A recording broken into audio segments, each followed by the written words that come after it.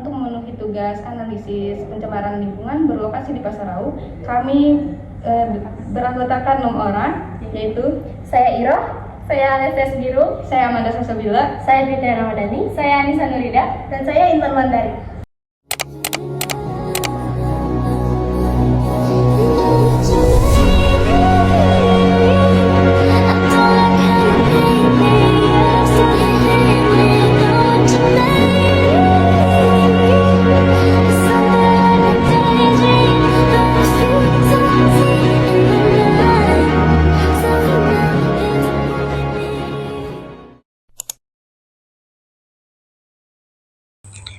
Baik, kelompok kami telah mengidentifikasi 4 masalah berdasarkan observasi yang telah dilakukan di Pasar Rau. Kemudian, kelompok kami sepakat untuk fokus membahas satu permasalahan dari 4 masalah yang telah diidentifikasi, yaitu lingkungan yang kotor, sampah yang menumpuk, dan terdapat penyumbatan pada pembuangan air.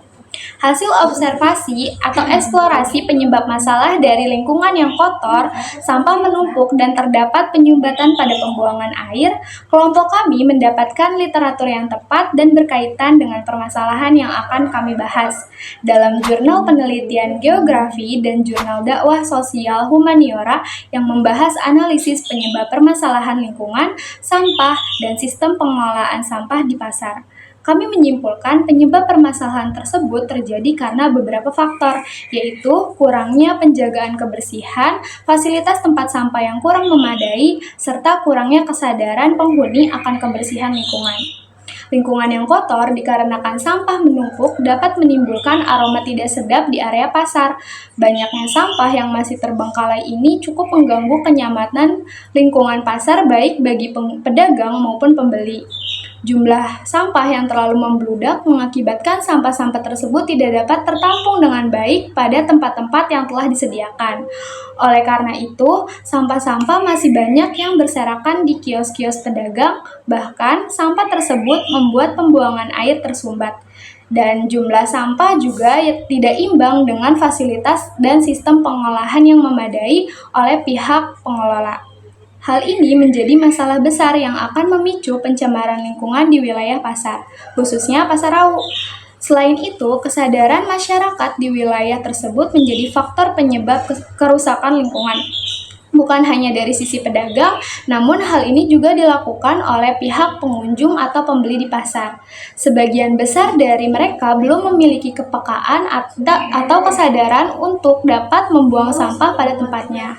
Nah, kebiasaan ini yang menyebabkan kondisi Pasar Rau masih jauh dari kata bersih dan terlihat kumuh. Sehingga dari beberapa faktor penyebab permasalahan tersebut diperlukan sistem pengelolaan sampah yang efektif dan berwawasan lingkungan, supaya pencemaran lingkungan dapat teratasi. Berdasarkan hasil pengamatan kami, lingkungan di Pasar Rau tidak terawat karena banyak sampah yang menumpuk, air yang menggenang, dan bau yang tidak sedap.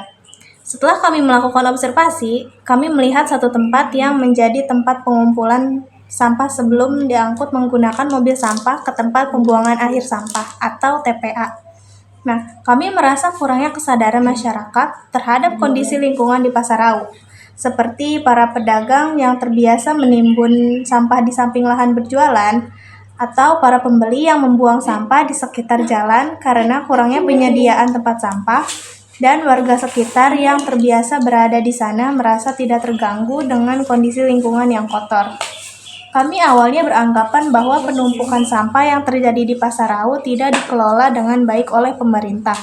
Namun, berdasarkan literasi, pemerintah tidak mengelola Pasar Rau, melainkan oleh PT Pesona Banten Persada yang menjadi pengelola.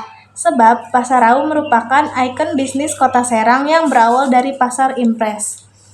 Sekian pengamatan dari kami setelah melakukan observasi pencemaran lingkungan yang berlokasi di Pasar Rau. Di sini saya akan menyampaikan hasil eksplorasi penyebab masalah di Pasar Rau berdasarkan hasil wawancara. Berdasarkan hasil wawancara yang kami lakukan pada masyarakat di Pasar Rau, baik dari pedagang, pembeli, dan warga sekitar yang beraktivitas di sana. Sebagian besar beranggapan lingkungan Pasar Rau terbilang masih cukup bersih, namun sebagian yang lain menganggap lingkungan Pasar Rau kotor dan tidak nyaman untuk melakukan aktivitas jual beli. Kemudian kami menyimpulkan masyarakat yang ada di lingkungan Pasar Rau kurang memiliki kepekaan dan kesadaran terhadap kebersihan dan lingkungan.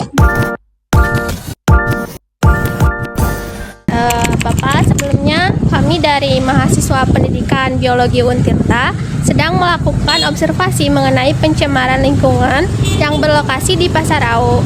Kami sangat senang sekali apabila Bapak berkenan untuk kami wawancarai. Apakah Bapak berkenan? Berkenan. Sebelumnya Bapak namanya siapa? Muhammad Afandi, Bapak berprofesi sebagai apa di sini? pedagang. Saya izin bertanya ya Pak, bagaimana kebersihan di lingkungan Pasarau menurut Bapak? Ya, untuk hari-hari dan waktu bulan-bulan kemarin sampah ini sangat menumpuk, belum diangkutin juga gitu. Jadi pencemaran lingkungan ini memang sangat memprihatinkan gitu nih. Boleh dilihat atau dicoba sekarang kan. Berarti menurut Bapak di Pasarau ini kurang bersih ya Pak? Kalau kita kan jualannya di luar gitu ya, memang kurang bersih. Udah beberapa hari ini atau bulan ini belum ada pengerukan ataupun pengangkutan sampah yang ada di sini gitu. Harapan Bapak ke depannya tentang kebersihan di sini apa? Dari pemerintah mungkin? Ya, saya mengharapkan sekali kepada pemerintah untuk melakukan pengangkutan sampah-sampah yang ada di tepi jalan ini karena sangat mengganggu para pedagang ataupun para pejalan kendaraan gitu ataupun jalan kaki, sangat mengganggu. Saya sangat memperhatikan sekali apabila terus-menerus sampah ini kalau nggak diangkut gitu. Baik Bapak, terima kasih sebelumnya telah berkenan kami wawancarai. Terima kasih Pak. Kami dari mahasiswa pendidikan biologi Untirta sedang melakukan observasi mengenai pencemaran lingkungan yang berlokasi di Pasarau. Kami sangat senang sekali apabila Bapak berkenan untuk kami wawancarai. Nah, di sini nama Bapak siapa ya? Bapak Satori. Oh, Bapak Satori. Saya langsung bertanya ya Pak ya.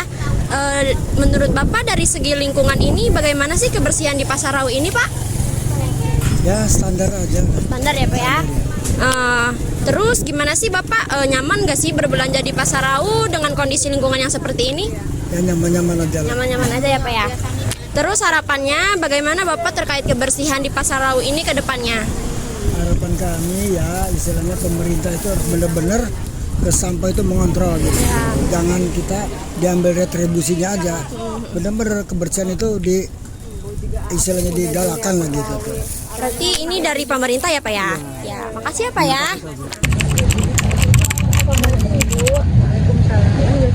Pertama, nama saya Iqbal, saya dari mahasiswa pendidikan biologi UNTIRTA ingin mewawancarai Ibu tentang pencemaran lingkungan di sekitar Pasarau ini. Menurut Ibu, oh ya sebelumnya ingin bertanya, mohon maaf nama Ibu siapa ya? Sarina. Ibu di sini sebagai apa? Sebagai pemulung. Berarti sebagai warga ya di sini atau warga setempat sih? Enggak, bukan orang sini. Bukan orang sini. Tetapi Ibu sehari-hari di sini. Baik, saya ingin bertanya ya Ibu, menurut Ibu lingkungan di Pasarau ini seperti apa? Saya nggak tahu. Bersih apa kotor? Kadang kotor, kadang bersih gitu lingkungannya. Sekarang mau musim hujan itu apa kotor, Lagi kotor. Tapi di hari-hari biasanya sih gimana Ibu? enggak bersih. Oh, biasanya bersih. Iya, Tapi kalau musim hujan kotor. iya kotor. Nah, apakah Ibu tahu pengelolaan sampah di Pasarau ini seperti apa? Apakah kan dapat kita lihat di sana kan sampah menumpuk ya Ibu?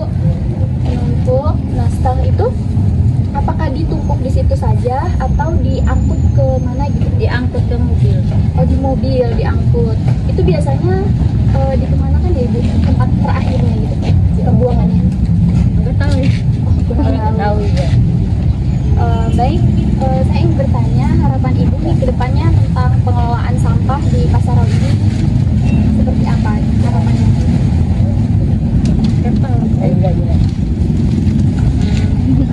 Apakah Ibu mengharapkan, pasti harapannya ingin bersih ya Ibu? Iya. Bersih, nyaman.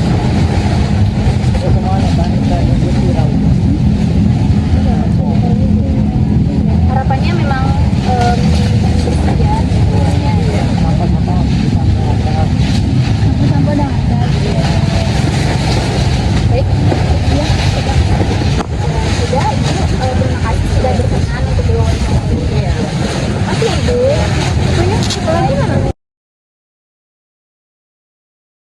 Sumpah beruang, sulap sampah berubah jadi uang. Nah, jadi inilah gunungan sampah yang paling awal sebelum ada pengolahan sampah yang sekarang. Katanya dulu itu sampahnya nggak diolah sama sekali, hanya ditumpuk di gunungan sampah ini. Dan sekarang lihat deh, mereka udah stop numpukin sampahnya dan bahkan sisa-sisa sampah yang dulu dibersihin pakai mesin yang namanya mesin huar. Fungsi dari mesin huar ini buat membersihkan sampah yang udah tercampur sama tanah supaya dipisah tuh sampahnya dan tanahnya. Di sini sampah sisa makanan bakalan dimakan sama ulat maggot yang nantinya bakalan dijual dan digunakan untuk pakan hewan ternak. Terus sampah plastiknya nih yang udah kurang bagus bakalan dikeringin, dicacah untuk dijadiin bahan bakar pengganti batu bara atau yang namanya refuse derived RDF. Baru deh sisanya nggak bisa keolah bakalan dibakar di mesin pirolisis. Nggak hanya TPST Kedung Randu aja guys, tapi ada 23 tempat pengolahan sampah lainnya yang tersebar di Banyumas yang kayak gini. Pokoknya sampah yang masuk bakalan diolah langsung di tempat pengolahan sampah yang terdekat. Nah, setelah semua sampah-sampah beneran diolah di TPST atau di KSM, sisa sampah yang nggak bisa diolah bakalan dibakar di mesin pirolisis dan ada juga nih yang bakalan berakhir di tempat pemrosesan akhir berbasis lingkungan dan edukasi atau TPA BLE Banyumas. Jadi bedanya apa ya TPA BLE sama TPST Kedung Randu? Bedanya itu dari sumber sampahnya guys.